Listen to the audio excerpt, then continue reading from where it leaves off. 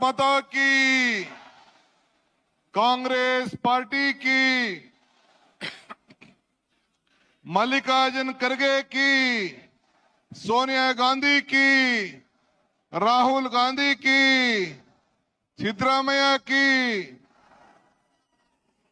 ಬಂಧುಗಳೇ,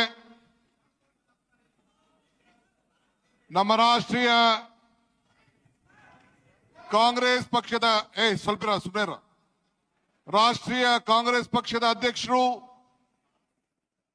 ರಾಜ್ಯಸಭೆಯಲ್ಲಿ ವಿರೋಧ ಪಕ್ಷದ ನಾಯಕರು, ನಮ್ಮ ಭೂಮಿಯ ಪುತ್ರರು, ನಮ್ಮ ಹಿರಿಯ ನಾಯಕರಾದ ಶ್ರೀ ಮಲ್ಲಿಕಾರ್ಜುನ್ ಖರ್ಗೆ ಸಾಹೇಬ್ರೆ, ವಿರೋಧ ಪಕ್ಷದ ನಾಯಕರು, ಪ್ರಜಾಪ್ರಭುತ್ವವನ್ನು ಉಳಿಸಬೇಕು, ಸಂವಿಧಾನವನ್ನು ರಕ್ಷಣೆ ಮಾಡಬೇಕು ಅಂತ ಹೇಳಿ ಒಂದು ದೊಡ್ಡ ಹೋರಾಟವನ್ನ ಪ್ರಾರಂಭ ಮಾಡತಕ್ಕಂತ ನಮ್ಮ ವಿರೋಧ ಪಕ್ಷದ ನಾಯಕರಾದ ಶ್ರೀ ರಾಹುಲ್ ಗಾಂಧಿ ಅವರೇ, ನಮ್ಮ ರಾಜ್ಯದ ಗೌರವಾನ್ವಿತ ಮುಖ್ಯಮಂತ್ರಿಗಳು, ನಮ್ಮ ಹಿರಿಯ ನಾಯಕರಾದಂತ ಸಿದ್ದರಾಮಯ್ಯ ಸಾಹೇಬ್ರೆ, ನಮ್ಮ ಎಐಸಿಸಿಯ ಜನರಲ್ ಸೆಕ್ರೆಟರಿ, ನಮ್ಮ ಇನ್ಚಾರ್ಜ್ ಆಗಿ ಇಡೀ ರಾಜ್ಯದ ಮೂಲೆ ಮೂಲೆಯನ್ನ ತಿಳಿದಂತ ಶ್ರೀ ವೇಣುಗೋಪಾಲ್ ಸಾಹೇಬ್ರೆ, ನಮ್ಮ ಎಐಸಿಸಿಯ ಜನರಲ್ ಸೆಕ್ರೆಟರಿ, ನಮ್ಮ ಉಸ್ತುವಾರಿಗಳಂತ ರಣದೀಪ್ ಸುರ್ಜೇವಾಲಾರವರೇ, ವೇದಿಕೆಯಲ್ಲಿರುವಂತಹ ಮಾಜಿ ಮುಖ್ಯಮಂತ್ರಿಗಳಂತ ವೀರಪ್ಪ ಮೊಯ್ಲಿ ಸಾಹೇಬ್ರೆ, ನಮ್ಮ ವರ್ಕಿಂಗ್ ಕಮಿಟಿಯ ಎಲ್ಲ ಗೌರವಾನ್ವಿತ ಸದಸ್ಯರುಗಳೇ, ನಮ್ಮ ಸಂಪುಟದ ಎಲ್ಲ ಸಹೋದ್ಯೋಗಿ ಮಿತ್ರರೇ, ಮಾಜಿ ಕಾಂಗ್ರೆಸ್ ಪಕ್ಷದ ಅಧ್ಯಕ್ಷರಾದಂತ ನಮ್ಮ ಪರಮೇಶ್ವರ್ ಅವರೇ ಮತ್ತು ದಿನೇಶ್ ಗುಂಡೂರಾಯರವರೇ, ನಮ್ಮ ದೇಶಪಾಂಡೆರವರೇ, ಇನ್ನ ಎಲ್ಲ ಎಐಸಿಸಿಯ ಎಲ್ಲ ಕಾರ್ಯದರ್ಶಿಗಳೇ, ಶಾಸಕರೇ, ಕಾಂಗ್ರೆಸ್ ಪಕ್ಷದ ಎಲ್ಲ ಪದಾಧಿಕಾರಿಗಳೇ, block Congress, youth Congress, NSUI, Mahila Congress, ಸೇವಾದಳ ಮತ್ತು ಎಲ್ಲ ಘಟಕದ ಎಲ್ಲ ಅಧ್ಯಕ್ಷಗಳೇ ಮತ್ತು ಇಡೀ ದೇಶದಿಂದ ಈ ಕಾರ್ಯಕ್ರಮವನ್ನು ವೀಕ್ಷಣೆ ಮಾಡ್ತಾರಂತ ಎಲ್ಲ ಮತ ಬಾಂಧವರೇ, ಬಂಧು ಮಿತ್ರರೇ, ಇದೊಂದು ಐತಿಹಾಸಿಕವಾದಂತಹ ಹೋರಾಟ. ರಾಹುಲ್ ಗಾಂಧಿ ಅವರು ಈ ದೇಶದ ಸಂವಿಧಾನವನ್ನ ರಕ್ಷಣೆ ಮಾಡಲಿಕ್ಕೆ, ನಮ್ಮ ಮತ ನಮ್ಮ ಹಕ್ಕು, ನಮ್ಮ ಸಂವಿಧಾನ ಅದರ ರಕ್ಷಣೆ, ಇದನ್ನೆಲ್ಲ ಗಮನದಲ್ಲಿ ಇಟ್ಕೊಂಡು ಅವರು ಸಂವಿಧಾನದ ಹೆಸರಿನಲ್ಲಿ ಪ್ರಮಾಣ ವಚನವನ್ನ ಪ್ರಾರಂಭವನ್ನ ಮಾಡಿ ಈ ದೇಶಕ್ಕೆ ಒಂದು ದೊಡ್ಡ ಸಂದೇಶವನ್ನ ಕಳಿಸ್ಕೊಟ್ಟಿದ್ದಾರೆ. ನಮ್ಮ ರಾಷ್ಟ್ರೀಯ ಕಾಂಗ್ರೆಸ್ ಅಧ್ಯಕ್ಷರಾದಂತ ಮಲ್ಲಿಕಾರ್ಜುನ್ ಖರ್ಗೆ ಸಾಹೇಬರು ಅವರು ಈ ಸಂದರ್ಭದಲ್ಲಿ ಒಬ್ಬ ಬ್ಲಾಕ್ ಕಾಂಗ್ರೆಸ್ನ ಅಧ್ಯಕ್ಷರಾಗಿ ಇವತ್ತು ಮಹಾತ್ಮ ಗಾಂಧೀಜಿ ಅವರು ಕೂತಂತ ಜಾಗದಲ್ಲಿ 100 ವರ್ಷದ ಹಿಂದೆ ಮಹಾತ್ಮ ಗಾಂಧೀಜಿ ಅವರು ಇದೇ ರಾಜ್ಯದಿಂದ ಕಾಂಗ್ರೆಸ್ ಪಕ್ಷದ ಅಧ್ಯಕ್ಷರಾಗಿದ್ರು.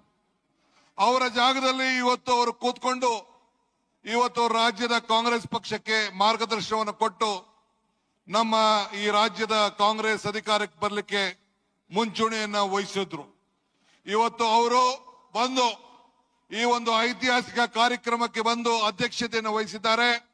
ನಿಮ್ಮೆಲ್ಲರ ಪರವಾಗಿ ಮಲ್ಲಿಕಾರ್ಜುನ್ ಖರ್ಗೆ ಸಾಹೇಬ್ರಿಗೆ ನಾನು ತುಂಬ ಹೃದಯದ ಸ್ವಾಗತವನ್ನ ಈ ಸಂದರ್ಭದಲ್ಲಿ ನಾನು ಬಯಸ್ತಾ ಇದ್ದೇನೆ.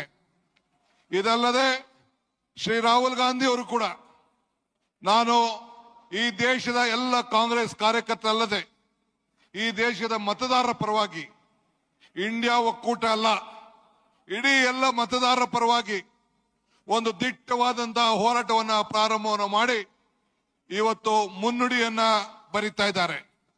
ಅದಕ್ಕೆ ಶ್ರೀ ರಾಹುಲ್ ಗಾಂಧಿ ಅವರಿಗೆ, Rahul ji, on behalf of the country and all the voters of this country who are having a great enlightenment to us and the country, I welcome you on behalf of the Karnataka Pradesh Congress Committee for you. ಇದಲ್ಲದೆ ಇವತ್ತು ನಾವು ನಮ್ಮ ಎಐಸಿಸಿಯ general ಸೆಕ್ರೆಟರಿಗಳು ಇದ್ದಾರೆ. ನಮ್ಮ ವೇಣುಗೋಪಾಲ್ ಅವರು, ನಮ್ಮ ರಾಜ್ಯವನ್ನ ಅರ್ಥಂತವರು, ಅವರು ಕೂಡ ಬಂದಿದ್ದಾರೆ. I welcome Sri Venugopal for this great event.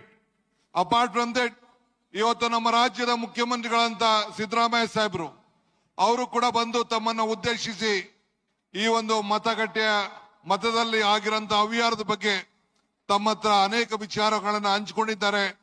ಅವರು ಕೂಡ ನಾನು ಈ ಸಂದರ್ಭದಲ್ಲಿ ನಾನು ಸ್ವಾಗತವನ್ನು ನಾನು ಬಯಸ್ತಾ ಇದ್ದೇನೆ.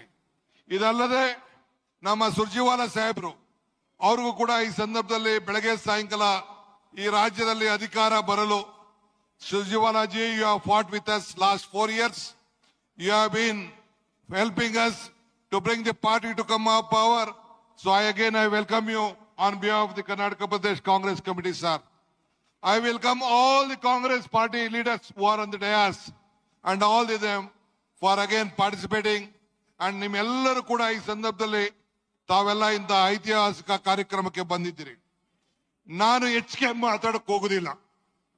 ರಾಹುಲ್ ಗಾಂಧಿ ಸಾಹೇಬರು, ಖರ್ಗೆ ಸಾಹೇಬರು, ಸಿದ್ದರಾಮಯ್ಯ ಸಾಹೇಬರು ಮಾತಾಡ್ತಾರೆ. ಮೊನ್ನೆ human rights commission, human right department ಇಂದ ಒಂದು ಸಭೆ ನಡೀತು.